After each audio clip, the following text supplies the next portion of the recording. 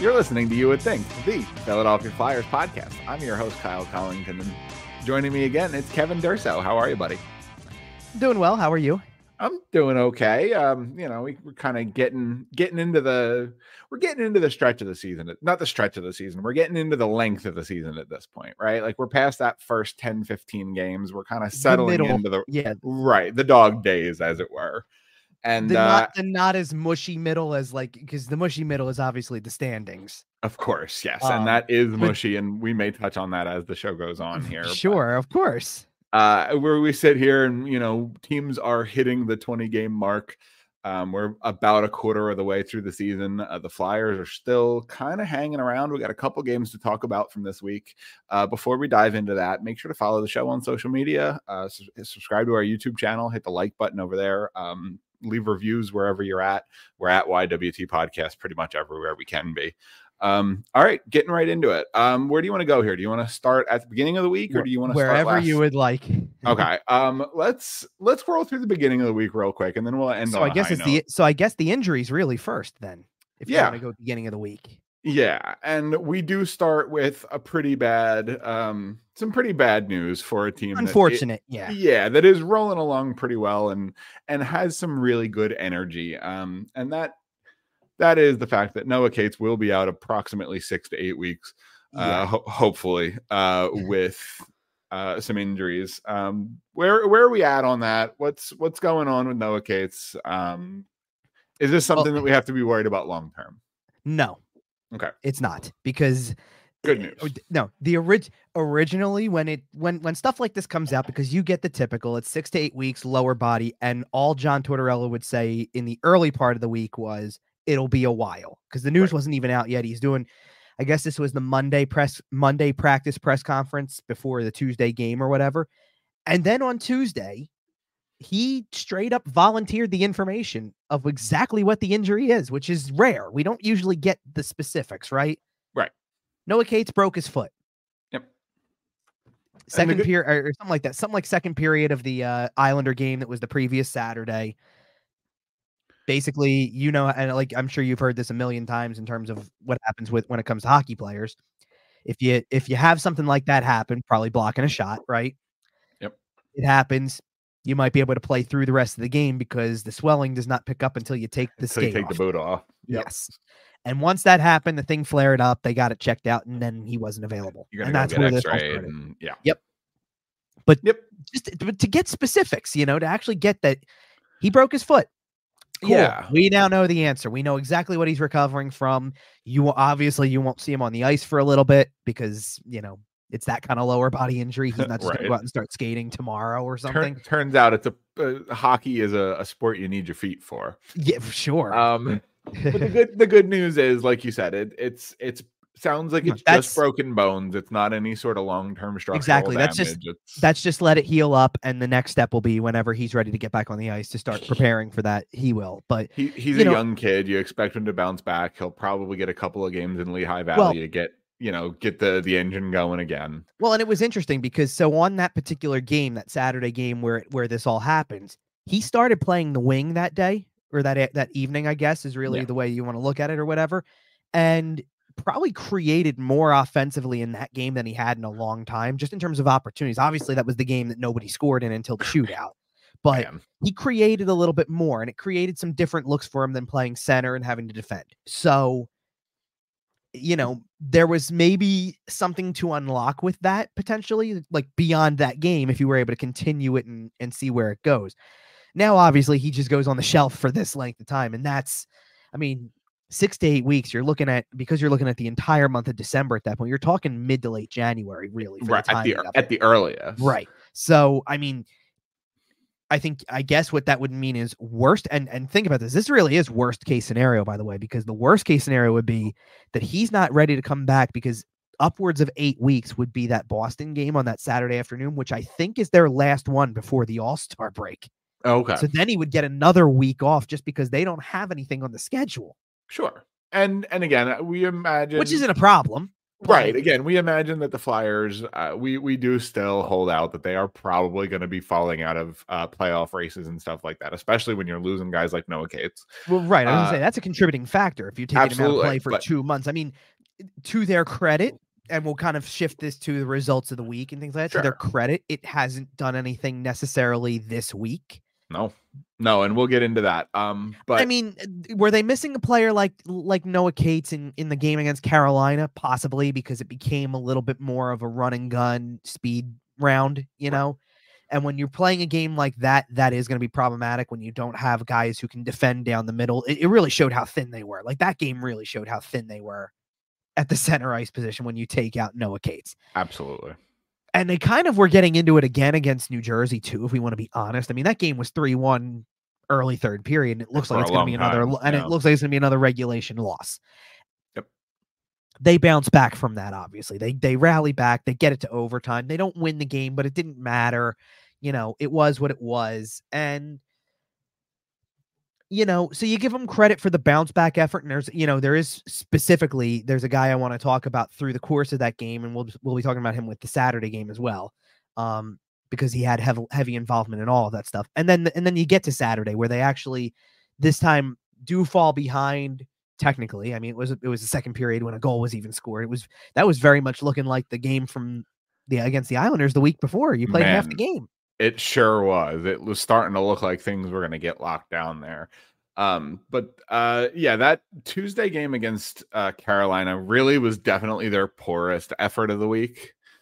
You saw the comeback against the Devils, and then we'll get into the game against Pittsburgh. Well, let me say this about the game against Carolina, because I want to make very clear this was a terrible game to watch. Oh yeah, like this game was brutal in terms of the execution from both sides. I mean, let's be real about this. This was a 2-1 game until there was like 4 minutes left in the game, and then Carolina scores a weak goal. You know, there's no other way to classify it. I understand the shot's probably or whatever it was going wide, and then it got stuck underneath a Carter Hart skate and it goes into the net. Yeah, it doesn't matter. It's weak. And that ended any possibility whatsoever of them finding a way to tie the game. I believe I texted you when that goal went in. Yeah, did you just text me oof or something like that? I feel like that's what it was. That's a tough one. Yeah, that is what you said, but and you responded with "can't happen," and you're correct. And it's one of those things that when your team is still in the game, right? It's a 2-1 game. You're in the third period, and no, you don't deserve to be winning. But here you are. You're 1 goal down with 5 or 6 minutes to go. But there was, you need a save there. But and the problem was also there was so much wrong with the game. Like Carolina's first goal, to their credit, typical goal. It's a rebound goal. Michael Bunting's there in the slot area. Puts it home. They're good at that. Yep. You tie the game up on a goal that's very much stylistically your own. It's saved by Carter Hart. The rebound comes all the way out to where Tyson Forster is. He gets it right down the other end of the ice. There's Travis Konechny, kind of cherry picking a little bit, but that's okay. Yeah, that's kind of what the Flyers do, though. Right? That's the style you're going for. Yep. So he goes in, he scores on a breakaway. Okay. Now you got to tie a game. You give up the lead because you go to try to clear the puck and it hits off of a shin pad and goes back in, and the guy is able to put it in. It's Brendan Lemieux, who wasn't even supposed to play. Right. That was a last minute addition because all of a sudden warm-ups happened and Andrei Svechnikov was sick, couldn't play. Yeah, so, that one hurt me in fantasy, but that's okay. Sure. Now on the other side of things, when the goal in the third period that we're talking about, Seth Jarvis was probably the closest guy on that team who deserved a goal that night. He was all over the place. Sure. Had a lot of scoring chances. He is a really good player. Man, he's underrated. Underrated. Compared to some of the other guys on the roster, I'll give you that, because he should fall into the category with the Ahos and Svechnikovs and guys like that. And he should be talked about in some league awards, and he's not. Like, I could see him in the Selke conversation at some point in his career. Well, I get where you're coming from with that. And then they barely get a chance to pull the goalie, and the game was over. You know, like the empty net goal game was over. And again, it was like you knew what the result was going to be the second that the third goal goes in. Like, sure, there's a possibility that anything could happen. Well, I was going to say, you say that, You say that, and then the game against New Jersey. Well, no, different right. because this was with a little bit of less time, and because of the fact that it felt like it was everything else was so demoralizing, they really couldn't get many quality chances. Like, it's one thing when you're pushing and you can see the push at the end, and you're down by a couple goals, and maybe you're gonna find a way. This was different. Carolina played the game that I thought they were going to play from the defensive side anyway. Yeah, there was a chance you could have won that game. Right. There was a chance you could have won that game. Carter Hart makes a save there, even if he scrambles for a little bit. You're still very much in it, of course, but sure. Like I said, you definitely did not deserve to win that one in the slightest. But right. So we want to get to this. Speaking of games the Flyers didn't deserve to win. This whole game was interesting, by the way. Yeah. The whole thing. Because I suppose we start with the first period, where, by the way, the first note that I'm going to pull from this game has to do with the first Devils goal, and it has nothing to do necessarily with. And I know there's a storyline that comes from the Devils' first goal that I will get into, but that's not where I'm going with this. Yeah, I just made a quick note after it gets scored, which, by the way, was 3 minutes 10 seconds into the game. I make a quick note right away on social. Joel Farabee was terrible. No, I didn't even say that. Okay. Because I didn't. This has nothing to do with breaking down the goal itself. This just had to do with. So since the winning streak, you've given up the first goal, with the exception of the Islander game where there was no first goal to give up unless it would have been in the shootout. Right. You've given up the first goal 1:49 in against the Islanders, 45 seconds against the Rangers, something like, I think the Carolina game was like 5 minutes and 30 seconds, something in that range. It was less than 6 minutes in. Yeah, you're struggling to weather and then this was 3:10, and I'm going, so already we can already bring up the stat about how they haven't won a game yet when giving up the first goal. Carolina was 5:39. There you go. Yeah. So I was close enough. I said 5.5. There you go. Absolutely. But yeah, you're having a hard time weathering the. And this one's 3:10. So forget about the part where it's just you haven't won when you give up the first goal. It's look at the times you're giving up the first goal. I mean, you're putting yourself behind the 8 ball on that number. You're up against it by your third or fourth shift. And that's not even fair to say completely. Like, okay, the Ranger game was what it was. The Islander game, a little more interesting because you were kind of back in that game and it was a 1-goal game. So it wasn't like it was out of reach or anything like that. And in the Carolina game, you tied it up. So technically you're back, so to speak. And that just, so that just right away kind of puts a stamp on where it felt like that game was headed. And then to top it all off, they score again to make it 2-0 before the period's over. And again, what do you think's going to happen when you got Jack Hughes just coming down on a 2-on-1? That's a trend for later that we'll discuss, obviously. But yeah. Jack Hughes, that was, by the way, like sometimes you have a layup when like when I do the previews and I pick a player to watch, sometimes you have a layup. That was a layup. I had 2 games in a row where it was kind of a layup on who to go with, and it paid off both times because Jack Hughes had another 3 points in the game. That shot is perfect. The shot that he takes there is perfect. He's also good at hockey. He's really good. Yeah, there's no denying that. He's going to be a problem in this division for a long time. Sure, of course. Well, because of the fact that you've got 2 first overall picks on the roster. Oh yeah, and the guy who they took first out of those 2 first overalls is not the best one. Correct. And that's not to take away from his value at all, because he's a very valuable player. Nico Hischier is. If the New Jersey Devils can get a singular solitary save, they're going to be a fantastic team. I mean, do you want them to have Marty Brodeur again? I guess is what you're saying. No, but that's all they're missing is what I'm saying. That is a roster that is built to do some damage. Well, considering the fact that in this particular game, it's going to be longer now because Dougie Hamilton, I think they said, is out indefinitely is what it is. But at the time, it was relatively new. There wasn't really a whole giant update on how long he was going to be up, but they didn't have him. They didn't have Timo Meier.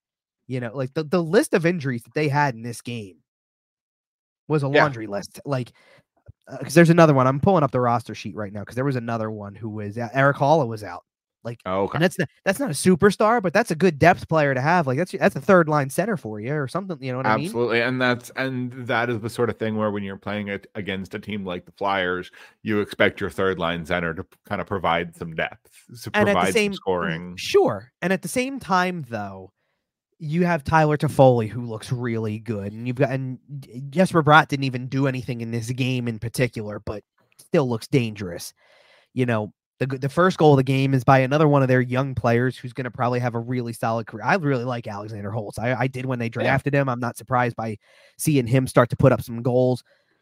Dawson Mercer had an assist later in the game. He's another younger player who I think is going to help them take steps. They obviously have guys like Andre Palat, who they signed to kind of take that step. Meyer kind of comes into play with that too. Obviously, he didn't play, but you get the point. And the Flyers have some young players of their own. Sure. So, before we jump into the comeback, okay, because we're still on the first period, we got to talk about the end of the first period. Okay, because we can't talk about this game and not talk about the first period and the end of the first period. So because you want to talk about Garnet Hathaway? Yes, because because it wasn't a penalty. They're right. It wasn't a penalty. And the reason it wasn't a penalty is not because I understand where the problem lies. And the simple fact of the matter is you put a rule in place to prevent this very thing from happening. And then you didn't follow your own rule. Right. The correct answer is the linesman should be blowing the whistle far earlier than he is. Let's put it this way too. Okay. Cause I don't know. Anything anymore is what it is or whatever.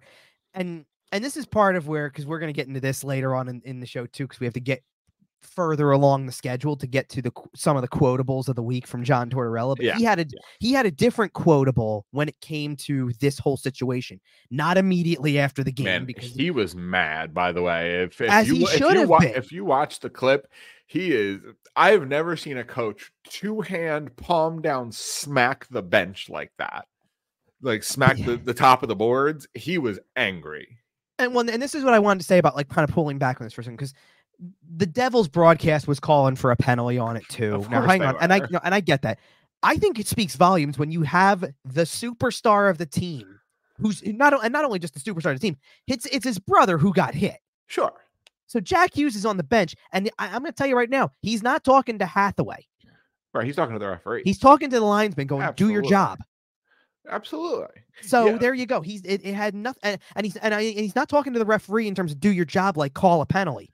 It's the linesman. Do your job and blow the whistle, because Luke Hughes thinks that's icing. Right. He pulls up. He thinks it's icing. Now that is a mistake on Hughes's part, because if you don't hear a whistle, you better keep playing and you better brace yourself for a hit. It's a contact sport. 4 words that get drilled into you from day one of Pee Wee hockey. Well, that should anyway. But go ahead. Well, play to the whistle. Now, Kevin, when did the whistle blow during this sequence? About simultaneous with contact. About the moment that Garnet Hathaway's hands were pushing Luke Hughes. Right. Now to finish the check. Did Garnet Hathaway launch in an upward direction? Not leaving his feet. Okay. No. Did he extend his elbow or otherwise? Not from what I could see. And listen, if you wanted to give him even 2 on that, I can kind of understand it a little bit. I don't think it was a penalty, but did he make significant deliberate contact with the head of Luke Hughes? No. Okay. Not from what I saw in that clip. So what we have here is a roughly shoulder to shoulder body check, chest, shoulder. Right. I mean, he pushes off of them below the head. Right. Contact between 2 players while the puck is in play. There was no charging. There was no elbowing. There was no contact with the head. Why? Right. And see, because he hit him hard. Well, no. I'll tell you the biggest part of the equation that came into play, and it's the linesman's fault for this, because the biggest part of the actual rule, they called boarding. Let's just start with that. They called boarding, which part of the rule book for a boarding call talks about a defenseless player. Right. But that's at your own fault. He's defenseless because he stopped playing because he thinks you're going to blow the whistle. Right. So again, you either and to be fair, that's why I put a little bit of blame on Hughes, because if you're supposed to play through to the whistle, he certainly did not. In that it's not that he did not. It's that whistle is supposed to be coming. That's fair. At the hash mark.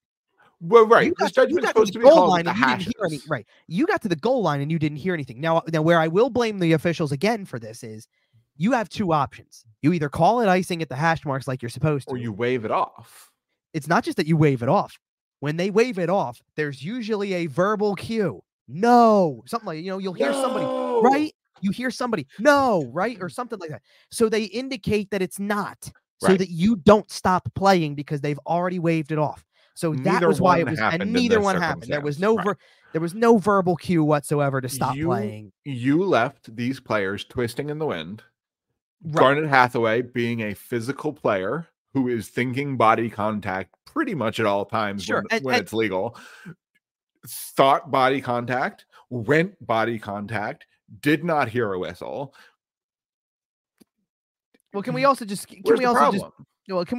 pull up the fact that also Luke Hughes is listed at 6'2", 184, but he looks like he's about 107, dripping like 160 wet. Come on. pounds soaking wet. You know what I mean? Right. Like, he looks like he's not even close to that. And he got, because he didn't have any momentum going at all, because he's going to stop playing, assuming an icing call, he gets thrown over like a paper bag. Yep. You know, like, because of that. And that's all I'm saying. Like, you just got to think about those things, and the officials really need to be like to be honest, the officials did it as like, you know, turned it into a situation where two wrongs don't make a right. You know, the player didn't play to the whistle, but assumed a whistle was being blown because the rule is like that. You didn't blow the whistle, and because of all of it, and not to mention the fact that the immediate result of the play was Hughes is hurt. Even though that wasn't the long-term result, the immediate was Hughes is hurt and he went straight to the locker room. Well, then I guess there must be a penalty, you know, and they called it based on that too. And they tried to wrong another wrong and got the whole thing wrong. Yep. Because of it. And that's what John Tortorella was mad about, was that they tried basically that there was no, it shouldn't have been, they're killing off and that's why I'm saying killing off a 5-minute penalty that could have broken the game open before it even got to the end of the first period. Credit to the Flyers for killing off. Well, not only that, but you know, here's part of the equation we forgot to mention over the course of the entire first part of this game, that the Devils have the top ranked power play in the league that came in at something like 36.8%, and they didn't score on a 5-minute power play. Yep. That's a game changer. The Flyers penalty kill honestly has been, I don't know if they've been an elite unit in the NHL, but they've certainly been their fair share of dangerous. Well, the thing, and we'll definitely get into this when we get to the Saturday game, because there's another equation to penalty killing that has been kind of prominent this year. Right. But one of the things I will say is that specifically over the last handful of games too, I mean, they gave up a power play goal to the Devils later, you know, in the third period. That also, by the way, seemed to put it out of reach. And then just when you think they're on the mat and dead, here they come again. They sit up like the Undertaker. Now, I do want. This is where I think it's the proper time to bring a specific player into the equation, because we're going to talk about him with this third period after the Devils had scored to get, you know, to make it a 3-1 game, make it feel like it was probably out of reach. Yeah, and that the Flyers scored twice, and the first goal for, I'm not even kidding when I tell you this, for almost 24 hours was Sean Walker's goal. Huh. Because that's who they gave it to during the game. That's what it said afterwards. And then John Tortorella said something on Friday, the practice following the Devils game, which was Thursday. So Friday's practice, said something that maybe gave a little bit of like was kind of like a teaser for like, hey, there's something going to happen in a few hours. Just bear with me. Because the game tying goal with under a minute to go in the game was about 50 seconds left. Scott Lawton takes the shot from the point, it deflects, and Tyson Forrester, who finally gets another goal. Yep. He needed it. Celebrated like it was his first. Yep. And part of that, by the way, I'm not making it seem like, he's on like, the guy who scored 3 last year and had technically 2 by that point, because that's the whole twist of the thing, was Forrester deflected Sean Walker's shot and nobody knew it for a day. Or if it looked like it, they didn't officially give it to him for a day. Right. Because Tortorella said on Friday that Forrester got 2 goals without actually taking a shot because he deflected both of them. So good for him for doing it. But I think it was the magnitude of the situation. You're down, you're trying to fight back. You just scored 1 to get it to a 1-goal game with 5 minutes to go. And it's under a minute to go, and and it's power play too. And you finally get yours. Like, you get the moment where you tie the game up. It's the last minute. Huge. Forrester had to jump like a foot off the ice. He definitely did. Looking like Bobby Clark, in some of the old pictures, right? Like he jumped, he got some airtime. He leapt. Yeah, he was very, very jubilant about this one. And, good for him for being in the right place at the right time to deflect that shot, to get the goal.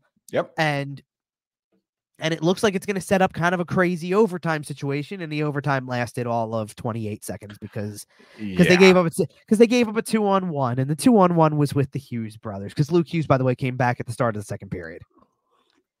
And by the way, real quick, can we talk about the penalty that resulted in that power play that Tyson Forster scored on to tie the game there? Oh, sure, the Brendan Smith slashing. Yes, the Brendan Smith slashing call that that earned him a 2-game suspension. Sure, Brendan Smith and Travis Konechny got in a little bit of an altercation. For what it's worth, by the way, because Konechny doesn't, he came away scot-free on the ice in that moment. He got fined the next day because it wasn't exactly like it was a little cross-check. No, he whacked him pretty good. Yeah, he started it, and then the response was a two-handed slash that was dangerous. If you're only going to give Brendan Smith 2 minutes, which, by the way, should have been 5, right? And especially, if we're talking Garnet Hathaway, especially after the rest have had time to go in the room and see that hit and see that was a clean hit and that maybe they called that a little bit wrong. How do we look at this situation where a player turns and full-blown tomahawks? 2 hands. Yep, 2-hander. Full-blown 2-hand. Like, that is... Couple times throughout this show. Yeah. The Philadelphia Flyers have been faced with severe instances of intent to injure by their opponent. The most notable that I can think of off the top of my head. Any guesses? In recent years? Of deliberate intent to injure? The one that jumped immediately to my brain, and it leads us into our other opponents here, is Evgeny Malkin and the stick swing against Michael Raffle. Okay, I kind of know where you're going. See, I just mean in terms of intent to injure. Sure. Well, when you said involving the other team that we're going to talk about in a moment too, I immediately went back to 2012, and there was the late moment. There was the which game I'm already going to, because Danny Briere took Game a hit 6. That was well. You had that one, and then you also had in the playoffs right. But then you had in the playoffs where I think. Was that still Matt Cook at the time who took a run at both Couturier and Giroux? Giroux got up and was staggered, and so was Couturier for a little bit, and it was on the same player. Malkin did it to Couturier, and then Cook did it to Matt Giroux. Cook. Yep. Yeah, I know. Before we get off of this game and go to the Pittsburgh game, because we teased the other part of it, and you said who it was. Well, but what I'm saying, we got to talk about the Joel Farabee aspect of this game too. Sure, but one more thing. One more thing on Brendan Smith. Yeah, go ahead. If that is a 5-minute penalty, the Flyers have the power play into overtime, and it was mentioned on the broadcast. And Brian Boucher threw it out there as kind of an offhanded comment, and then it turned out to be significantly relevant. Right, the Flyers score, the Flyers tie the game. It's going to overtime. You should be on a man advantage for the first 2 or 3 minutes. Right, potentially. Yeah, I get it. And in overtime, and that feels pretty automatic for a lot of teams. I know we talked about the Flyers power play struggle, so it's certainly not a guarantee with this team. But the 4-on-3, there's just so much open ice that having that space is a pretty big deal. I can think of a way the power play would be better, if you put Joel Farabee on it. Well, yeah, that's one way, but I can think of a way the power play can be better in the future, let's just say, based on something that we saw on Saturday. But before we get out on Saturday, the Joel Farabee story. Yes. Because again, we mentioned the Devils goal that was 3:10 into the game. That was the last time Joel Farabee saw the ice that night. 56 seconds of ice time. Now, I have no problem with John Tortorella being this type of coach and wanting to send a message to a player. Sure. If somebody, because his answer after the game, by the way, was, "You want to know why I benched him? He didn't listen." Right. It's vague, sure, but he's not going to disclose that information. Right. He doesn't need to air dirty laundry like that. And when pushed for a follow-up, immediately even said, I'm not going to go there, so ask anything else, but not this. You want to talk about the hockey game? Let's talk about the hockey game. I'm not answering it, right? And he doesn't have to, and all that stuff. I get all that. Here's my complaint about this situation. The second that you lose Garnet Hathaway for the game, you got to throw your ego out the window. Right. And you sending a give the message is kid- no longer important, especially if you're the coach whose message all year has been, I'm trying to win. Right. Absolutely. Right. Like we can talk about the big picture of the rebuild and whether or not that's going the right direction and all this type of stuff. And you know, and the people out there who are going to sit there and tell you they're winning too many games, all stuff like that. The coach has flat out told you, I'm trying to win. Right. Sure. And as far as I'm concerned, I don't think he did the most. He did the most practical thing to try to help your team win, if that's his individual goal, by deliberately turning a situation where you were automatically down 1 forward and forcing yourself to be down 2 because he didn't listen. Well, and even that happened late enough in the first period that even if you want to give him the rest of the first period off, he wasn't going to play anyway. He's not really a penalty killer. So you kill the penalty for the rest of the period, and then you sit there when it's over and you say, you're back in the rotation. Even if you want to talk to him in the locker room after the first period, and even if you want to call him out in front of the team, like whatever your method is, at that point, like you said, you have to put your ego aside, put this benching out the window, because you cannot go down to 16 forwards against a team like the New Jersey Devils. Well, I'm going to give you a perfect example, by the way, because I have the perfect example already. So recently enough, Owen Tippett had an interesting, let's just say Owen Tippett in the second period against the Rangers, because I think it was on the third Ranger goal that something happens, right? Something like that. He had 4 shifts in the entire period. That was it. 4 shifts. And mind you, one of them, he took a shift that resulted in a goal that lasted 13 seconds, 7:28 mark to 7:41 of the second period.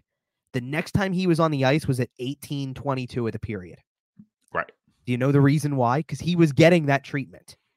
The reason why is because by the time the second period was over, as the game progressed, Garnet Hathaway had been in 2 fights already. To the point, so he's spending 5 minutes at a time in the box. Yep. Nick Delorier's been involved in this type of stuff too. So you keep going down forwards. You're in a physical game with the Rangers. You're getting down forwards. So now he has to come back in. Now you got to throw your message out the window. Sure. About, look, I'm going to make an example of him because I don't have enough forwards to form a rotation. Right. And I think there was another part of the equation there because Noah Cates didn't really play much in that game either. Right. There was a handful of them. Oh, that was what it was. I'm sorry. So Hathaway had fought twice and got some decent amount of penalty minutes as a result. And that was the game where right before Cates got hurt with the foot, he took a puck off the face in the middle of the period. So he left for a long period of time and didn't come back until the third period. Yeah, it's one of those. You had no things... choice. You were down that many forwards. You have to play with you can't just sit there. At that point in time, what are you going to do? Literally roll 3 lines on the front end of a back-to-back. Right against the Rangers and then the Islanders. Come on. Right. So that's what I'm saying. But that's why I'm saying with Joel Farabee, it would have been it's fine to send your message as long as you have all forwards, as long as you have everybody else available. But the second that changed, you needed to kind of park it for that, right. Especially like you said, and if your message is we're here to win hockey games, that's the other part of it. Because you're not going to sit there and as it gets down to it, because that was they scored eventually on a power play late in regulation to tie the game. That wasn't the only power play they had in the game. Right. They ended up with beyond the first period where the penalty actually occurs and Hathaway's kicked out of the game. I'm counting technically 3 power plays, if you will, because one of the penalties in the second period came with 8 seconds left. So it carried over to the third period. And then it was finally when you had those 2. And oh, by the way, that goal was scored with 1 second left on the second penalty that resulted in a 5-on-3. Yep. So you technically, maybe not at the beginning, because I don't think they pulled the goalie with 4:15 left in the game, but realistically got it to a point where it was, you had a 5-on-3, and then we're going to turn it into a 6-on-4 when the second penalty was called. Actually, really, at the beginning of that, probably a 6-on-3, because by that point, there was 2:50 left when the penalty was called. Yeah. So you had some time. You were going to turn it in maybe briefly. Either that or you were going to let it run out as a 5-on-3, jump immediately to 6-on-4. Right. But either way, you had other opportunities in the second period where Joel Farabee probably comes in handy on a power play. Just saying. Absolutely. And you didn't go there with it. And you didn't, and again, late in the game, yeah, you do find a way to tie it, but not, not without like, Right. with that guy on as your part of your power play. That's what I'm saying, Right. So you got to factor that in as well. But they come back, they get a point. Good for them, I guess. Like you got, they pretty much stole it. That's for sure. I mean, like Tyson Forrester came in and said, no, we're getting a point here. So speaking of Tyson Forrester, by the way, want to get to Saturday? Absolutely, I do. Yep. I mean, he's part of the equation, by the way. And this is also what I meant, by the way, by another, like sometimes I pick players for player of the game or player to watch. I should say player of the game because that's a kind of a past tense thing. Player to watch leading into the game for the previews. And sometimes I do a pretty good, like when, especially like I use Jack Hughes for the Devils game. He had 3 points. That's probably a good, easy. Whatever. I hit on the pick again on Saturday because I picked Jake Gensel, who had 2 goals in the game. So yeah, you can figure that part out. Interesting game, right? Like, hey, can you start picking guys on my fantasy team, please? No, because I can't pick any on my own right now this year because won the whole thing last year. This year can't win a week practically. Like, man, I'm having a tough time. Yeah. Andrei Vasilevsky getting pumped for 6 and getting pulled after the second. Well, you guys do. Fertile. You're in a keeper league though. Yep. I'm not, and my goaltending is about as good as the Edmonton Oilers. I'll just say that much. Connor Bedard looks great though. I wish I don't have Connor Bedard. I picked him up. I'm sure you did. I wish. Yeah. Missed out on that one. Anyway, let's talk about Saturday night. Because interesting kind of game though, because like similar to the previous week. Nothing for more than half a regulation. The first period was terrible. Yeah. The first period was so bad. Pretty not great. The shots were 7-3 Flyers, and I don't even know if the 7 was like of quality. It was kind of like, you could have taken a nap during the first period and you didn't miss anything. No, it was 2 teams feeling each other out, and it doesn't always make for the best hockey. Exactly. And the second period at least picked up with the shots. Like you finally started to see some more stuff, but it was turning into that kind of game. And then Pittsburgh got on the board first. Chris Letang, friendly fire, by the way, because that was off of Travis Sanheim. It's honestly, that's a rough look. If he was doing it on purpose, it would have been gorgeous. It was he angled that blade perfectly. He did. Tipped it right to the top corner. Like if he was doing it on purpose, it would have been stunning. But it turns out he wasn't. No, but good response by the Flyers to follow with, because Owen Tippett scored shortly after, a little more than 2 minutes after. Yep. Nice backhand shot on a partial breakaway. I'll give him the full breakaway for it. He got a step ahead. He got sprung. Yeah. By the way, do you see who had the assist on that? Tyson Forrester. Forrester. Penguins got the lead back again early third period. Jake Gensel. Let's talk about. I want to talk about this second Flyer goal first before I get back to Forrester, because it's been a rough go for Scott Laughton. And for him to score a shorthanded goal to tie the game up, did that not look like the weight of the world off of a guy's shoulders when he celebrated that, just because of kind of how rough it's been? And here's the thing. Scott Laughton has been around. Beating Gino to that puck had to feel good for him. I'm sure it did. You know that in today's day and age, a big part of the Flyers-Penguins rivalry runs through Evgeny Malkin. Sure. Huge part of that rivalry. Because I think most of the Flyers fan base, and even, the Flyers, respect Sid for who he is, and et cetera, and but Gino is that guy. He's the C-Red guy. He's the swing the stick at Michael Raffle guy. He's the take your ear cuffs off, you bleeping nerd. He's the guy. But I just like that's the thing though. I like everything about that play for Laughton, because he does have to win the battle first, and then he slows it down and really makes the move. Jari's in position where he really probably could have made a save there. It goes off of the underside of his blocker arm and into the net. Yep. Look, you'll take those. Jari's actually been, I got to give credit where it's due, because I know, like, I'm really critical of him. I don't, and he's had some bad moments. There's no question about it. He has been really solid this year for the most part, including scoring a goal this week. Yeah, that was, So the funny part was, by the way, because I had this thought, not with Jari, but like I had this thought maybe about a week ago, because I'm watching, and as I was covering the game against the Rangers. I don't know when it's going to happen, but at some point in time, Igor Shesterkin's going to probably get one. Absolutely. Because he's a really good puck handler and he can clear it straight down the ice. He No wants problem. one bad. So I'm waiting for that moment. He's wanted one bad for 2 or 3 years now. It's coming at some point. If he gets the opportunity to shoot, he'll do it. There's a couple guys in the league who are looking to fire. But Jari's play on it was perfect. I mean, there's nothing else you can say about it. It goes in on him and he just takes the moment to get it up and over. And low-key sneaky candidate, keep an eye on Alex Nedeljkovic.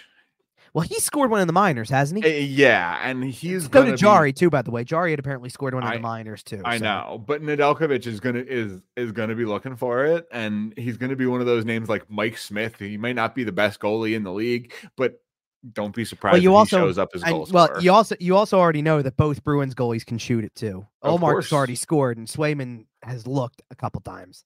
Right. So they both are candidates as well. Either way, but there you go. Like that was just off the underside of the blocker arm and ties the game up. Last goalie goal before him. Do you remember? Oh, before Jari? Yep. Hang on a minute here, because it was recent. It was last year. Well, it was Ullmark. Yep. Because before Ullmark, I think before Ullmark was Pekka Rinne, right? Pekka Rinne in like January of 2020. Right. Yeah. Right before everybody's worlds as they knew it the world turned upside down. Yeah. Because I remember watching that. That was one of the coolest things. Because Rinne's tried it multiple times, or had tried it. Because I know he's retired now. So right. And we knew Rinne was kind of on his last legs, and we knew that might have been his last real shot at it. And he went for it and good for it. Yeah. Do you know what's interesting though? And the last two in particular have been like this, because Jari did it in the same situation as Ullmark did it a year ago. Kind of just grab it and shoot. Like, well, yes, but that's not the situation I'm referring to. Okay. When Rinne did it in the most traditional fashion that I can think of, which gather is the puck behind the net and fire it from the goal line. It's not even stylistically. It's the situation on the ice, which is usually you don't take the chance in a 1-goal game. You have a cushion. Yeah. And Ullmark and Jari both did the same thing. It's a 1-goal game. There's a chance that backfires on you. If the guy in your zone knocks it down, you're out of the crease. Right. Well, potentially. I think Jari was a little bit closer, but you're out of position. You're not set. You're still in a shooting position. Right. You're not set. You're not ready to defend or whatever. At very minimum, you're scrambling back. Right. So it's yes, exactly. It's risky, but I think with time going on, and guys are just getting so much better at every position, and guys are just more athletic all over the place. You're gonna try stuff. You're gonna see more stuff like this. Guys try stuff at different, and where I was getting with that too is guys practice different, unique things all the time. Like, you're not gonna tell me that that's not something that you know what I really want. You ready? What's that? It's been enough time. Enough time has passed since he retired. Take away the trapezoid. Well, I heard give us goalies in the corners again. Come on. You're telling me you don't want to see all these goalies. You don't want to see what's his name? Stuart Skinner, Jack Campbell scrambling out to the corner. Come on. No, I need a goalie who's actually really gonna do some traveling on this type of thing or whatever. I mean, Shesterkin probably would, honestly. Shesterkin's a mobile guy. He's a good skater. Like, for a goalie, you got to give him that. I could see Sorokin being the Islanders' best puck handler. Sure. Well, and that's the thing, right? Aren't the best goalies at this type of thing the ones who can handle the puck like a third defenseman? Sure. Essentially, like, we've talked about that a ton. Anyway, so back to the rest of this game. So the Flyers got a power play, by the way, that was a shorthanded goal for Lawton. By the way, did we say that? Yes. Yep. Okay. So shorthanded goal ties. Yep. Yeah. So shorthanded goal ties the game, which to your point about the penalty kill, by the way, that has been a trend of this penalty kill, is that they've scored a lot of shorthanded goals, and we're not talking about like cheapo shorthanded goals that come when the team is on a power play with an empty net. Right. We're talking about legitimate, real legitimate. And like get odd man rushes or breakaways or something shorthanded. I was gonna like say, and how many of them have been clean 2-on-0s? The 2-on-0s I don't think were shorthanded. One of them was. One of them at least one of them. Yeah, no. But either way, you're seeing the Flyers push up and get 3-on-2s, 2-on-1s, getting these really advantageous positions. And if they score, great. And they've scored off the rush several times. If they just set up in the zone and killed 20, 30 seconds. Oh, yeah. That's what you want out of your penalty kill, right? Like they can get in there, they can make a couple of passes, and then they can get the puck deep and get a full change. That's a huge boon for your penalty kill to provide providing that for you. See, now you got me curious because I think I know what it was going in, but I want to check to see what it's up to now. Their penalty, see, this is where you kind of can't deny what they are after a certain point. This team's ranked 8th in the league in penalty kill. Yeah, they are. They're a good penalty killing team. They actually are, with a lot of shorthanded goals. Like it's not just that they are preventing teams from doing their thing, like they are creating offense themselves, and like it is because what you have to give credit impressive. Where you really have to give the credit to at this point, and I'm not talking individual wise. Yes, there is somebody you can give some of the credit to, by the way, because I do want to make sure like we know who runs the power play, and we've been critical of that. You got to give Bradshaw a lot of credit for the penalty kill. He handles a lot of that, and these combinations are really good, and they know what they've got with certain guys who can kill penalties. Hey, it turns out taking Ian LaPerriere off the penalty kill is a great idea. Do you want to know who else they've taken off the penalty kill, like personnel wise, though? Recently, I didn't even to be honest, you don't even realize that because they've still been this good. Like it's not like it's become a thing. He's taken Couturier off the penalty kill. I did notice that a little bit to try to preserve some minutes, and it's actually worked. And frankly, that makes a lot of sense. Well, because beyond Couturier, you've got Cam Atkinson who can kill penalties. Konechny's killing penalties. Lawton's killing penalties. Paling's killing penalties. Hathaway's typically been killing penalties. Before he got hurt, Cates is killing penalties. Yeah, Cates was killing penalties at times. Sure. So I imagine Couturier might get a little time now that Cates is going to miss some time. Well, Couturier or for a little while, he took Delorier off of it too, because he had Delorier killing penalties. Yeah. I can tell you a handful of guys who it's not. Joel Farabee, we already mentioned in the show, is one. It won't be Bobby Brink. It probably won't be Morgan Frost. Tyson Forrester. A ton of time. I think Forrester's been out there on occasion, but they try to rotate somebody in who's new, and I guess would play alongside of a Lawton or something. We're still figuring out what we got on the roster. Although reality is, and this is where I'm talking about with combinations, Lawton and Konechny as a forward combination has been really good on the penalty. Yeah, it has. You just got to stick with some stuff. We talk about generating offense. That pair has generated quite a lot on the penalty kill. Sure. But one of the things I wanted to bring up when it came to this, because, sometimes, and even at this point in the season, like we just talked about a power play, that like the Devils power play, that's still, we're over a quarter of the way through the season at this point. Still in the, high 30s, 36.8% on the power play. Crazy. That's crazy. So crazy.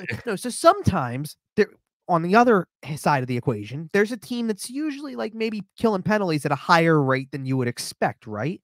Right. Like that you would think is, that penalty kill is as elite as it gets. It's miles above what the Flyers are, because the Flyers percentage is modest. It's 84.8%. Certainly not where it used to be, where it was in the mid 70s. But yeah, it's gotten better. Right. But it's like you're not pushing 90 with that. But then you look at the teams that are in front of them, and there's only one team in the league that's even close, like even above 89%. Okay. So the margin's not big. Like they keep killing penalties at the rate they've killed penalties. They will even within a week or so, they would pass and go into 6th place. That's how close they are to 6th. This is dangerously close to being considered an elite penalty killing unit. In terms of being among the top 5 in the league, potentially. Yes, they're closing in on that possibility. I mean, they're top 10. Top 10 is usually a good categorizer for it. If you get into the 5, 6, 7 range, I would argue with the offense you create that you have an argument for being one of those elite units. Sure. By the way, so the Devils power play really quick, because I went over the power play numbers, because I know we're going to bring that up in a second anyway for the Flyers side of things. True. So the Devils power play percentage has dropped by like a very small amount. It's an even 36% now, which, okay, no big deal. Remember what we were talking about with them killing off a 5-minute power play against this top ranked power play that the Devils have? Yeah. On the road, and this is after I think they played another road, and maybe not. I think they played at home the other night, so actually that's not the case. But on the road, their power play is 40.5%. And they look, did they get one out of it? Yes, they still, one of those goals that they have came against the Flyers. That's crazy. But you're talking about a 5-minute power play. That's insane. The fact that they didn't score nuts. 3 on you is right. Is the fact exactly. Now, meanwhile, on the other side of the equation, the Flyers' power play is still not very good. But in this particular, you mean to tell me that 12.3% is bad, Kevin? I don't have to tell you that part's bad. 28th in the league is bad. Fair enough. You're 28th in the league. Do you know what actually makes it even worse than that? To be honest, because I have a different I have the whole league picture in front of me. Yeah. Which includes power play goals scored and power play opportunities. Yeah. They rank tied for 10th in the league in power play opportunities. Wow. So they've drawn a ton of penalties. Wow. The numbers of the teams around them, one of the other power plays that is not very good in the league or has had this level of opportunities and doesn't have much higher of a percentage is the Montreal Canadiens. Montreal is 24th in the league and has a 16.9 percentage. Whew. But they've had 89 power play opportunities. The Flyers are the next highest among the teams below that. Right. And the numbers around them, I'll just read them off rapid fire because there's only 7 anyway. So the numbers around them, 71, 75, 78, 73, 64, 70, and 60. Oof. So they have there's a couple of teams on this list that they are close to 20 more power play opportunities than, Right. And over the course of a season, not converting on those will cost you games, right? It's just one of those things that you have to be producing it. If you are attempting to make the playoffs, if you are attempting to kind of do the thing, make the run, be that Cinderella team, the power play has got to be part of that. Sure. Now, it is ironic, by the way, that the team that we are talking about them playing at the given moment actually is one of the teams that has a worse power play percentage than they do. Yeah, Pittsburgh's power play, and you actually let's just you could see it from the very first power play of the game because they got a power play less than 2 minutes into the game, and that period was winding down, and they were still getting outshot 6-1. Yeah, they didn't generate anything on that, and it is it a little confusing? Sure, it is because that's a power play that what you're by this point what you're gonna get. Absolutely. It's Crosby, it's Malkin, it's Gensel, it's probably Letang or Carlson, one of the two. Brian Rust is probably the 5th guy. But you expect that unit to be able to score a little bit. And hell, not only did they not score at any point during the game with a power play, they gave up a shorthanded goal. Right. And they lost the special team battle. So back to the Flyers power play. Right. And I was going to say the Flyers did score 2 power play goals in this game. No, just one. Oh, I'm sorry. You're right. I'm sorry. It was 2 special teams goals in the third period. You're which is right. A big deal. But it was 2 power play goals against the Devils. That's what it was. But this was my point. This was precisely my point with the power play. You got 3 goals in your last 2 games. Well, not only that, but I'm looking at in particular. I'm looking at the goal that they scored in this game against Pittsburgh. That is the style of which, if they could score more goals like that on a power play, please, because you're talking about Tyson Forster and the shot that we've been waiting to see. I mean, he scored 3 goals on the season coming into that before that goal, and all 3 of them were not really his type of shot. You had the 2 that were deflections, obviously, and then you had the one that was right at the front of the net where he puts it was a carom off the end boards. Right. So he's just putting it back on goal. He's not ripping it. This was grip and rip and go top shelf. Yep. And it was an absolute I saw that beauty. I saw that thing sail to the top of the net and I went, "Ooh, okay, there it is." Yeah. And then that was pretty. And then shortly after that, Jake Gensel or the Penguins pull the goalie, get the empty net. Jake Gensel scores with 21 seconds to go. They just couldn't clear the zone enough down the stretch. I mean, they were trying to, obviously, and it was just, It was what it was. Too much pressure from the Penguins. Sure. Now here's the thing. So they go to overtime. The Penguins dominated the overtime. Yep. For the most part. The great thing is it's only 5 minutes. And even got a penalty at the end because they were caught and Farabee jumped the bench while Lawton was trying to get to the bench too quickly. Yep. Lawton fell awkwardly into the boards. Right. Got stuck, got caught. Tried to get back to the bench, was laboring a little bit, getting back to the bench. Farabee cheated, jumping out there. You get called for too many men. Sure. It's unfortunate, but thankfully you hold the fort. You get outshot 6-1 in overtime. Sure, and there was they had a couple of chances on that on the power play while there was a minute left. I mean, they didn't, not a ton. It was only a minute, but sure. But again, that 4-on-3 that I was talking about, it's dangerous. I guess unless you have the 28th and the 30th ranked power plays going against each other, right? Like, well, right, and especially with a good Flyers penalty killing unit out there. Sure. They kill that last minute. But it's still, you can have a good penalty kill unit. It's different when it's 3 guys out there. That's the absolutely. So how about to the shootout part, huh? Yeah. Goalies so they're good at shootouts now. Apparently, goalies played well. Sean Couturier pulled the same little fake backwards move. He pulled it a couple of weeks ago. He pulled it Thursday night in against New Jersey. He pulls it out again here. This time it is successful. It is the only goal in the shootout, and the Philadelphia Flyers win. I mean, by the way, that was almost a carbon copy of the penalty shot against Vancouver. Yeah.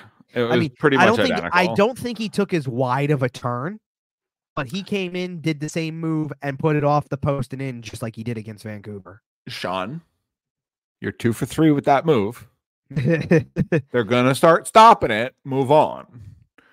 Well, here's the thing. I actually think it was a well-calculated decision on his part. Because he had just done it the night prior? No. The game prior? No, well, because it didn't happen the game prior. It was the last shootout, you mean?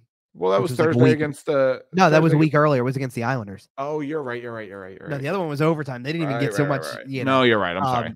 But I think it was a calculated decision potentially because if you can get Jari moving a little bit, laterally like that. And kind of have to, he didn't go in. Well, he didn't go in on him looking for let me open him up or let me do something like that where he's trying to get the goalie to necessarily make the first move. He's just trying to get him. He's trying to get him moving a little bit by going across the crease like that.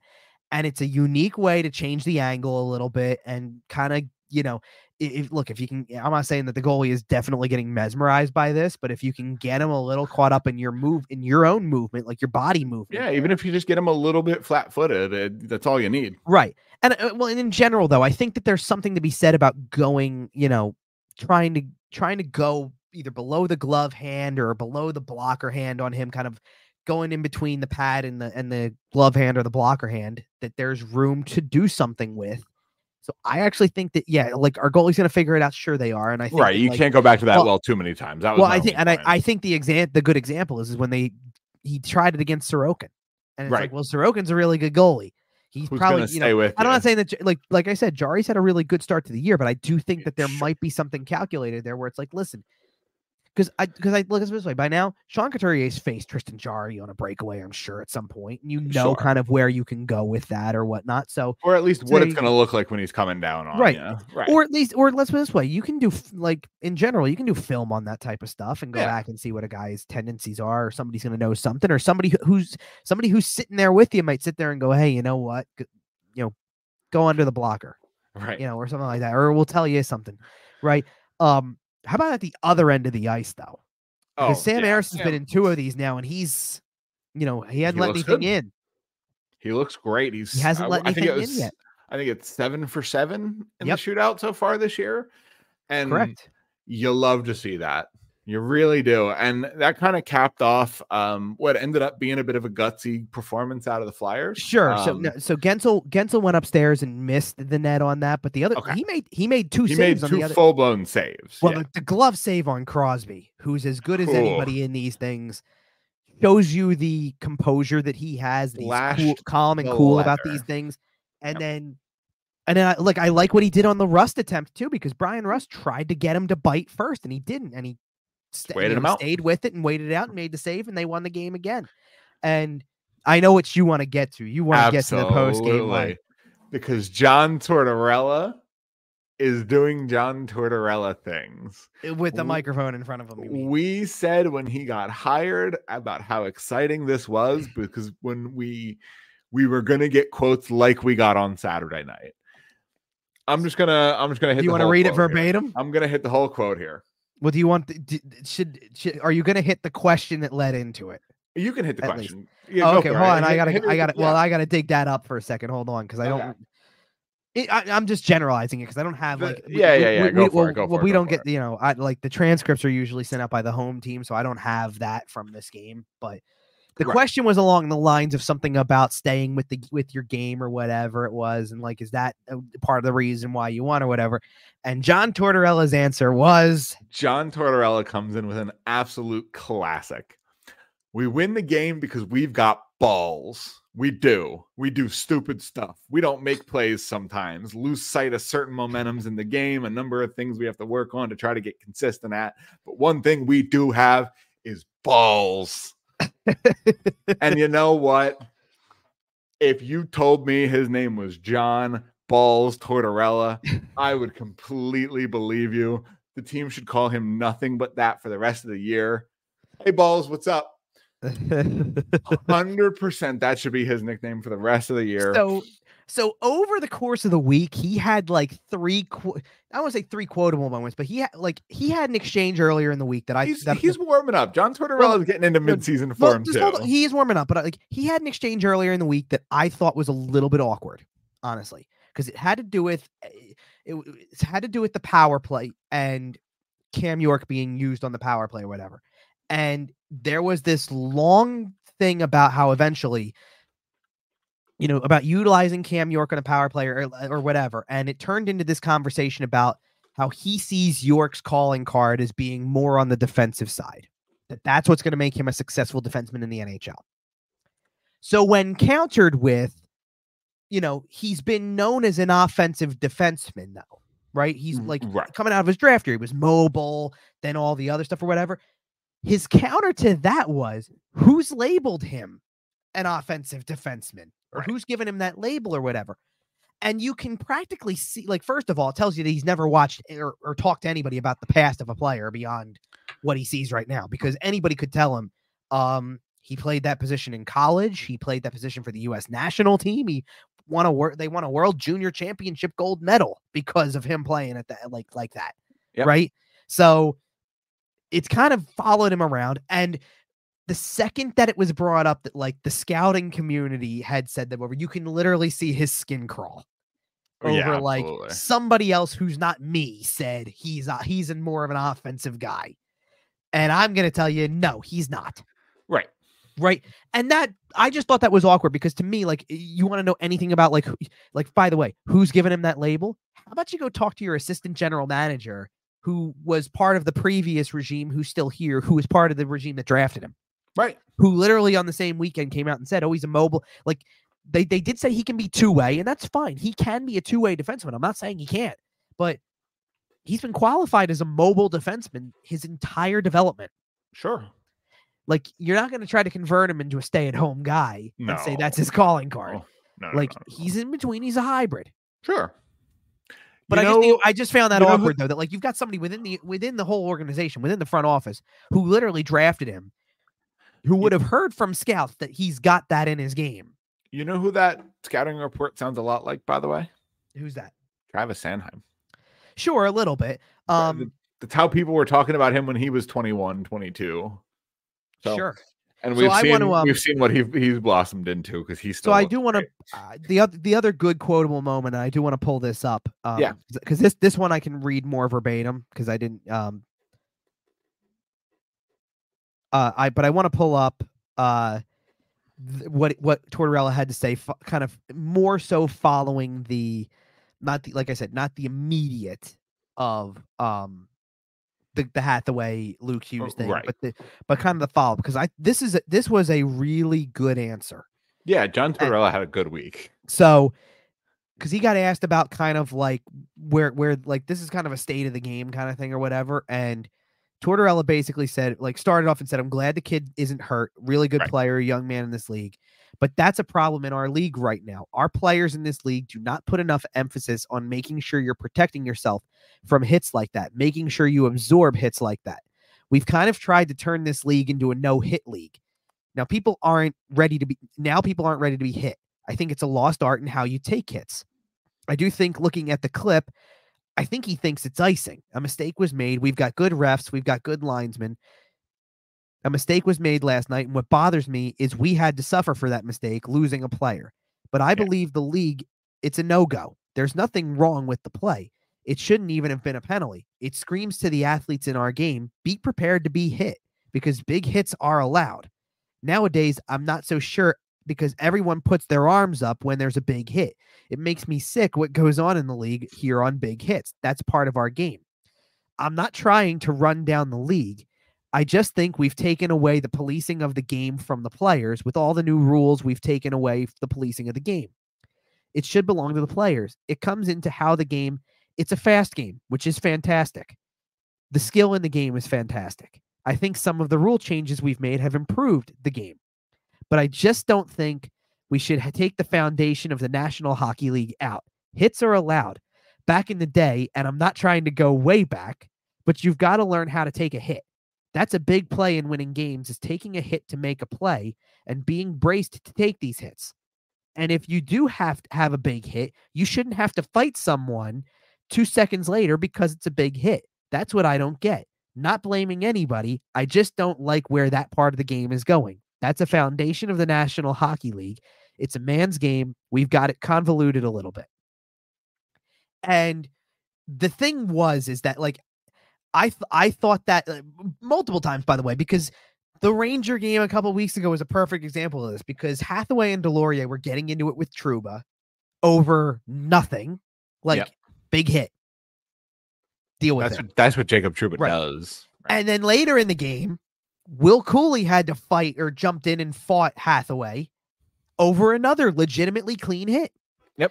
And I was sitting in the press box. That was my immediate response was, that's ridiculous. It's a clean hit. Here we go again. We're just going to, every time it happens, somebody's got to jump somebody. And it goes beyond that even. Like, the first thing I did when we were talking about Hathaway getting kicked out of this game earlier was I looked up when the next game is. It's December 19th. Who is Garnet Hathaway fighting in the first period of that game as an answer the bell? And I'm not saying it should be that way, because it was a clean hit. And again, Luke Hughes is not injured, which I think we are both grateful for. But he will still, and Garnet Hathaway willingly will, because he's just that kind of guy. But Garnet Hathaway is going to have to answer the bell for a hit that shouldn't have been penalized, was probably clean. It's just frustrating. Like, probably. And look, there's actually an element where I can understand that a little bit, because that'll be premeditated. That'll be a little bit like, that almost makes it worse. But, well, I guess, but because you've had 3 weeks to see that it was clean, and to see that he, the whistle hadn't blown, and just like, but I think and this is to Tortorella's point. I think that the two things that he's talking about the most are, first of all, it's the immediate response. If you don't like something that happens in a game and you carry a little bit of a grudge and you take it to the next game, so be it. Right. That's what makes rivalries. All right, I'm hoping we get a little bit of that just from Saturday to Monday, because listen, home and home with a division rival. Well, hey, listen, you go back to the part where it's the Devils, and you already made note of when that next meeting is. Yep. You play these guys outside on national television later in the season. Don't you want there to be regardless? You want a little heat there, right? But regardless of where the two teams are, whenever that finally when February finally rolls around, because there's a lot of games in between. Regardless of where they are in the standings at that point, don't you want there to be a little bit of an animosity there that you can kind of hang your hat on going into that game? Some storyline to draw on. Absolutely. You want a little bit of heat, maybe a little bit of violence. So to me, I think the 2 points that he's talking about the most are the immediate response in terms of, and it happens everywhere. The guy takes a big hit and immediately he's got to fight somebody. And there's been talks about the idea. There's been talks about the idea that was going to eventually result in an instigation penalty. Right. I was going to say, I thought the whole conversation around the instigator was when you jump a guy for a clean hit, you get the instigator. Well, they haven't enforced it. They haven't enforced it enough yet that it doesn't stop. That's the problem. So is this another issue in the NHL that kind of just goes all the way up, and this is going to be a problem for as long as Gary Bettman is in charge? I don't know about that. Because I think that there's part of what Tortorella is saying is true in the sense that guys play. I don't know if it's that they play, like, I don't want to say they play loosely. It's just that I agree. I think guys aren't preparing themselves for the possibility that someone's going to just come across the middle of the ice and I don't disagree and go in for a big hit.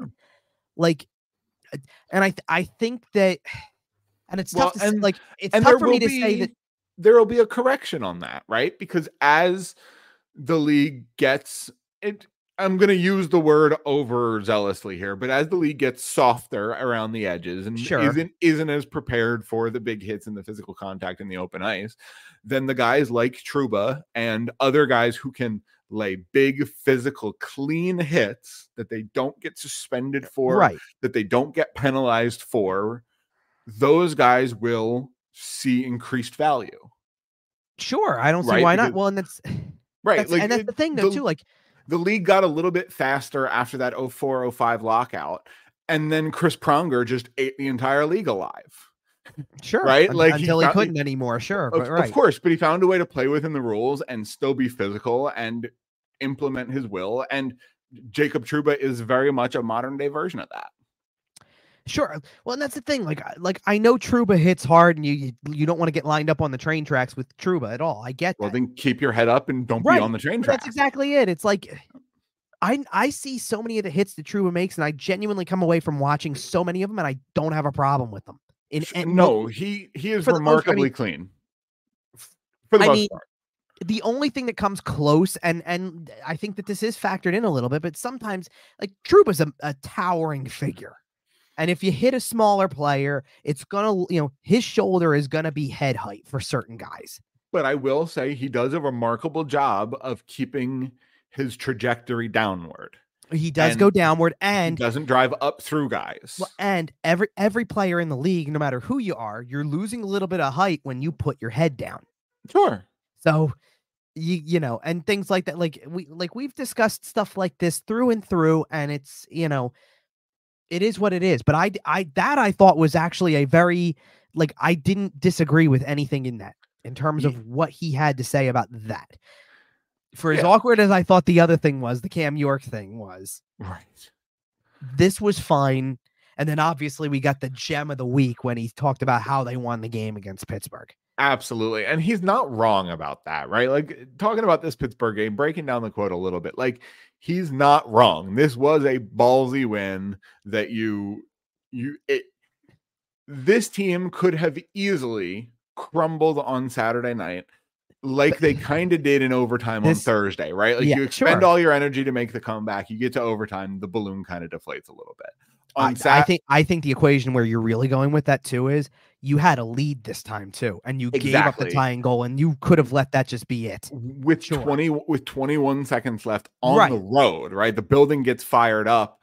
You head into overtime with a rocking building. You shut it down for 4 minutes, take a stupid penalty, shut it down for the 5th minute, and then win a shootout. And that is the kind of thing that if the Flyers do make the playoffs, that's a big 2 points in Pittsburgh.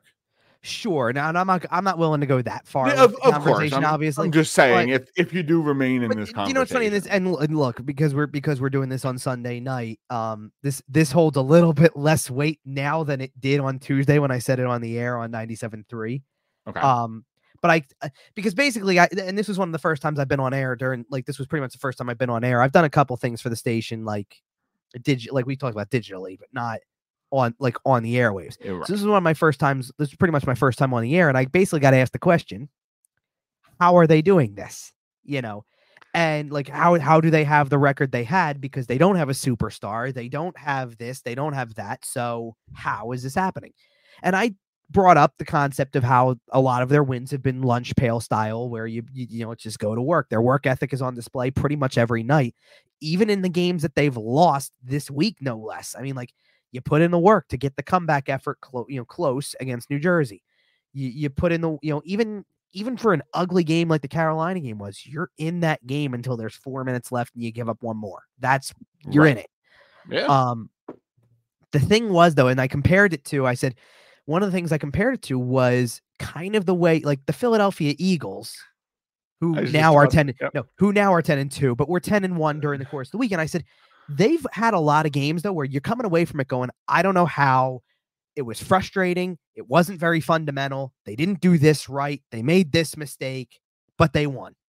And sometimes you're just going to have games where there's no rhyme or reason to the actual result. You just find a way to get a W. You just find a way, straight up. And that's, or at least you come away with it where it's like, listen, the will of the team is greater than all of those other things put together.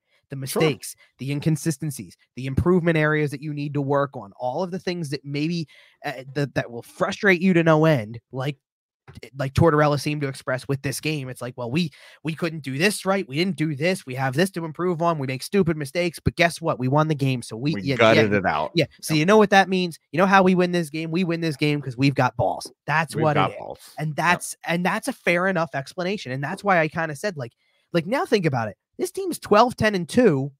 Yeah. And you're 24 games into the season. And that's real.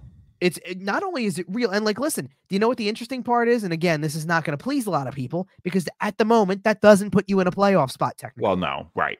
And you are tied for it. You're out on games in hand, etc. Whatever. Not super critically important right now, but the fact that you are still hanging out around the playoff range. Right. And here's what is important. You were under a minute, so you were basically 50 seconds away from nothing against New Jersey. You were 50 seconds away from that. And even though you gave up the tying goal against Pittsburgh, that could turn into a bunch of different things. There was, let's put it this way, you were trailing in that early third period. You're down 2-1. You could have lost that game. That could be it. And you could get nothing out of it that way. You could have done what you did, give up the tying goal and then lose it. And so you don't get a point there. Like this week, they got 3 points out of 6. They could have easily gotten nothing. Correct. And that is the kind of thing that, like, I know I keep saying if they make the playoffs, this is the kind of thing that keeps you in the conversation, that keeps the thing that keeps them in the conversation also is like, and this is the thing that kind of, it still blows my mind. And it's why I'm not like, I will not go to the playoff conversation for a lot of reasons because fair. That's totally fair. Well, because in general, I mean, like, let's put it this way. This team is, I like to play the 4-point game a little bit is the way I look at it because 4 points I think is very modest. I think it's very easy to make up. Like there's a variety of ways you can make it up. It can be games in hand. It can be just regular results. Like I don't think games in hand actually matter to 4 points in the standings as much as other numbers do. If the Flyers had 4 more points in the standings, they'd be 8th in the league. Yep. And if the Flyers had 4 fewer, and we talked about how close they were to going from 3 to none on this entire week. Yep. If they had 4 fewer, they would be in a tie with teams ranked 23rd, 24th, and 25th. So 8th from the bottom, basically. With 3 more at 20, hot on your heels. And oh, by the way, suddenly a team like the Edmonton Oilers, who are at 19 and still ranked 29th in the league. Like, yeah, right. Which, I mean, here's the thing, though. The longer they stay there, at a certain point, that's kind of just what they are this year. I don't know. Oh, I know. I'm getting at. What I'm getting at. Sitting here saying, well, they'll snap out of it, and I don't know. No. What I'm getting at is all I'm trying to get at is the simplicity because they've had 2 different things happen over the course of the last couple of weeks. They've had a 5-game winning streak, and then before the game against Pittsburgh, they lost 4 out of 5. And to their credit, they won a game in the middle and they lost in one of them in overtime, which gets you something. But otherwise, again, 50 seconds, and that's just a typical 4 out of 5. You lost them. Right. And and you went from 5 games with 10 total points, the maximum, to 5 more games with 2. And that's all I'm talking about is absolutely. This team from a work ethic standpoint is good enough to go on a 5-game winning streak. Against legitimate good teams. And they're also not good enough that they could just as easily lose 5 in a row and find themselves in the top 10 of the draft lottery. Sure. Because that's how it goes. And as we sit here on Sunday evening, looking ahead at the schedule between now and our next show, which do you think is more likely? Because as it sits right now, the Flyers will play Pittsburgh in Philadelphia on Monday night. You will also play in Arizona and in Colorado. You kind of start that Central West road trip. The in Arizona game, by the way, is always a good time, right? When you got to watch a game when there's only 5,000 people in the place. Listen, I think it's got a little charm to it, but for an NHL game, it's a little rough. Because, so I don't watch a ton of games at Mullet Arena. I'll be honest. You don't watch the ones that are on. Yeah, I got you. Because it is just the Flyers' second time there. I think it still has the nostalgia, not the nostalgia, the uniqueness factor. It helps when you only go there once a year. Exactly. If I was a division rival and we had already been there twice and we're coming back one more time, I'd be if you're the Colorado Avalanche playing the Arizona Coyotes, that this has no charm. Right. But I get you. Regardless, Monday Pittsburgh, Thursday in Arizona, Saturday in Colorado. Yes. So Colorado's a probable loss. Arizona's a probable win. Just kind of generally tossing that out there. Well, I don't know about that. So here's the thing. I think they've got a better shot of beating Pittsburgh again than they do against Arizona. That's fair. Because Arizona's been scrappy. They're an interesting for a team that plays in the arena that they do. Let's be real. Right. That roster has found a way.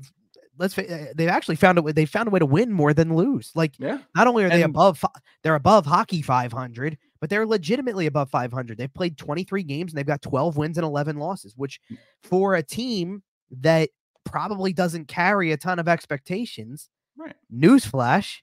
They're in a playoff spot. I was going to say, and in a wide open West, we talked a little bit on last week's show about the kind of the haves and mids in the West, and you have your 6 kind of locked in playoff teams, but that wild card race is wide open. And as we sit here today, Arizona is sitting in that first spot. I know. And I know we talked about how good the penalty kill has been this year. That's a team that I would not want to take too many penalties against. No. I'll say it that way. No. I don't think Arizona, I'm looking at the power play rankings right now. Arizona's got the 6th ranked power play, by the way. Yeah. So that qualifies them as a good one anyway. But I just think about the guys who I know are going to be on that power play unit. And I'm talking the likes of Logan Cooley's going to be on it. Clayton Keller's going to be on it. They've done different things. Obviously they've got other younger guys, don't get me wrong, but they've got some vets that are they're chipping in a good way. They're starting in a really good way.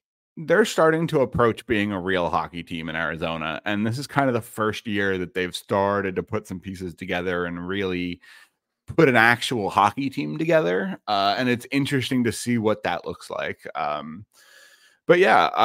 do think it will be a good week. I think this is a good, and we kind of say this on every show, this is a good little tester week, right? Because Pittsburgh is a team that you got to be beaten if you want to be for real. And you're playing them again too. That's another factor. Right. Is when you play Pittsburgh again right away too. So there's already a kind of there's a familiarity there from just the previous game alone. For one, and then on top of that, they're not going to take lightly to the fact that you won the game on the road against them 2 days earlier. They're gonna come in and try to take that win back on your home ice for sure. There's something to be said about the travel aspect of going into Thursday, by the way, because that's no short trip going all the way out to Arizona like that. That's not really. Do you know when they're going to go out? Is it going to be Tuesday? Oh, probably Wednesday. Wednesday. Okay. Well, because what I would imagine is that, and I don't know if they'll do it this way or not. They'll probably will though, with 2 days in between games. They'll probably play Monday, take Tuesday off, Wednesday practice, and then leave. Practice and then travel. Okay. Yeah, and then Thursday would be the. I almost just didn't wonder if it would make more sense to just travel on Tuesday to give them a full Wednesday, in Arizona just to normalize. I don't know. Right. Now I'm trying to look because I wanted to see, because I don't think Arizona plays. Arizona plays on Monday night also, and then doesn't play again for the next couple days either. And Arizona's already going to be home. Yeah. So they're going to be nice and well rested. And sure. Now I do want to throw an interesting thing onto the Colorado game, because Colorado they're actively playing a game as we speak, but Cale Makar is not. Oh, and dealing with a lower body issue that is now keeping him out of the lineup. And all Jared Bednar would say is he's out tonight. I don't know we'll see about later. And you're now 6 days away from that game. Well, so it seems pretty likely at this point that even if he does play, it sounds like he may not be 100%. So. Well, he had a couple, he had a really close call way back earlier in the year where he kind of got jammed up against the boards and looked like he looked like his knee was shot right there. Yeah, I mean, it could have been. That was the fact that he's even played every game is already significant enough as it is. But that's a piece of the puzzle, obviously, when McKinnon can't play. So, or McKinnon, when McCarr can't play, but McKinnon's they're already down Landeskog. Landeskog isn't able to play, which is, I know, I feel the same way about it. Such a shame. But he's just pulling a full Ryan Ellis. Well, no, but at least there's a clear-cut reason behind it. I know. But regardless, it seems like it's going to be a week that there is some room for opportunity, right? This could be a week where the Flyers pick up 6 points. It could also be a week where the Flyers pick up 2 points and they're both from overtime losses. So potentially, yeah. This is one of those weeks, and I know I said it last week too, but this is one of those weeks where if you win all 3 games, you keep that playoff talk alive. If you lose all 3 games, we start the trip down the standings, and either one is honestly about as equally likely at this point. If they win all 3 games this week, then they're probably hot on the heels of Carolina at that point. That's what I'm saying. They're second in the division. And now if they lose all 3, well, first of all, if they lose the first one in and of itself could straight up change the standing position right off the bat. Yeah. And I don't think New Jersey is as bad as where they are in the standings right now, especially as they recover because they're missing all these guys. Healthy. Yeah. Right. So that's another thing to completely to watch out for, obviously. I agree, but you can still come out here and bank some big points this week. Sure. Well, let's this way. You're gonna obviously remain in front of Pittsburgh if you win, of course, regardless of whether that's in overtime or not. So you know what? You might as well see where that goes first. The interesting part will be, and I don't there's not a lot of games on the 2 days that they don't play, but that's the opportunity when that happens exists for other teams to gain points when you don't. Sure. And then they play Thursday. Like I said, I think the Arizona game is going to be kind of sneaky tricky because that's a sneaky good team. That's fair. And and then going into an enemy building, you always kind of have that opportunity, especially when they've had a couple days to rest. And let's just wait. Colorado, despite it all, by the way, is still 5th in the league. Yeah, they're still that's still a really good team. And for what it's worth, they're tied 1-1 through 2 periods as we finish the show up here but they're playing LA. And LA's top 10 it's a really good team. That's a potential future playoff matchup. Oh, man, I would love to see that. That would be fun. So, but there you go. Yeah, and that is a pretty good place to put a bow on today's show. If you've noticed anything fun about our show number here watching on the YouTube channel, it is episode 199. We got 200 next week. I don't think we're doing anything crazy special for it, but hey, it's episode 200, and we've been doing this for a really long time. So, here's what we do. Go on Twitter or X, the platform formerly known as Twitter. Let us know what your favorite moment in the show's history was. Okay. Favorite show, favorite episode, favorite conversation, favorite bit, favorite bracket from the pandemic days, whatever. Maybe we'll reminisce a little bit next week. Yeah, we might do a little something, but send us your favorite moments at YWT Podcast. Make sure to tag Kevin in them at Kevin_Durso. You can find us and also him on pretty much all your socials. Make sure to follow Kevin over on Instagram too. That post-game work is excellent over there. You find the podcast anywhere you find your podcast, including where you're listening to it right now. Also check us out on YouTube. In the meantime, and also sportstalkphilly.com. In the meantime, I think that's going to do it for today. We will be back next week. We got a couple of good, fun games. The Flyers will be kind of out west. We get a little bit of Flyers after dark this week. That's always fun. Yeah, kind of. Yeah, and we'll be back next week. So until then, see ya.